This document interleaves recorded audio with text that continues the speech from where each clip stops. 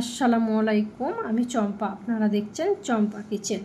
আজকে ভিডিওতে দেখাচ্ছি একেবারে ঘরোয়া ও দেশি স্টাইলের ল্যাঠা মাছের চচ্চড়ি। কম মশলার সহজ উপকরণ আর গ্রাম বাংলার ঘ্রাণে ভরা এই রেসিপি যে সবাইকে মুগ্ধ করবে। ভাতের সাথে জমে উঠবে এই চচ্চড়ির স্বাদ। চলুন তাহলে শুরু করি আজকের রেসিপি ল্যাঠা মাছ চচ্চড়ি। বন্ধুরা, আমি বাজার থেকে নিয়ে চলে এসেছি ল্যাঠা মাছটা ভালো করে কেটে ধুয়ে একটা জায়গার মধ্যে আমি রেখে দিয়েছি। বন্ধুরা সব কেমন আছেন? আশা করি সব ভালো আছেন। আলহামদুলিল্লাহ আমি ভালো আছি। ভিডিওটা প্রথম থেকে শেষ পর্যন্ত দেখার অনুরোধ রইল। আমি নিয়ে নিয়েছি এখানে কড়াইটা গ্যাসের মধ্যে চাপিয়ে দিয়েছি আর পরিমাণ মতন তেল দিয়ে দিয়েছি। এখানে আমি দুটো বড় বড় পেঁয়াজ কুচিয়ে নিয়েছি। পেঁয়াজটা তেলের সাথে ভালো করে আমি লাল করে ভেজে নেব। দিয়ে দিলাম স্বাদ মতন নুনটা দিয়ে দিলে পেঁয়াজটা তাড়াতাড়ি সেদ্ধ হয়ে যায়। পেঁয়াজটা ভালো করে নেড়ে চেড়ে আমি লাল করে নিলাম।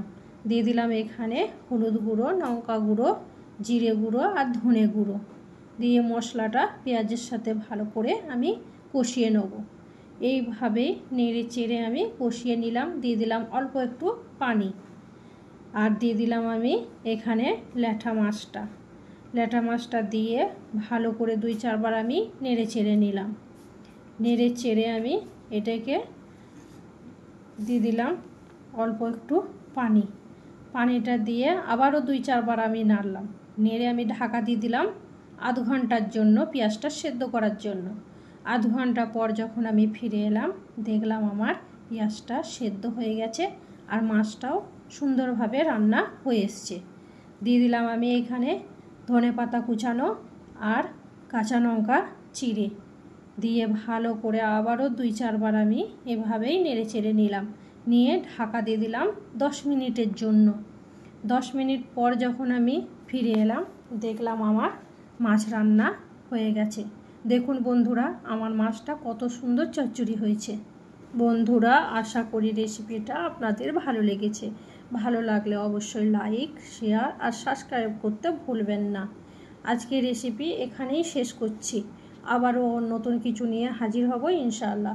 তাই সাবস্ক্রাইব করে নোটিফিকেশন বেল অন করে রাখুন। চম্পা কিচেনের সাথে থাকুন। আরও মজাদার রেসিপি খুব শিগগিরই আসছে। ততদিন ভালো থাকুন, সুস্থ থাকুন। দিদি ভাইরা, আমি আপনাদের রেসিপি দেখার পর কমেন্ট করছি, কিন্তু কমেন্টটা দেখাচ্ছে না। জানি না কেন হচ্ছে। রাত 9টার পর থেকে দেখাচ্ছে। আমি সবার পরিবারে রাত 9টার পর চলে যাব। খুদা হাফেজ।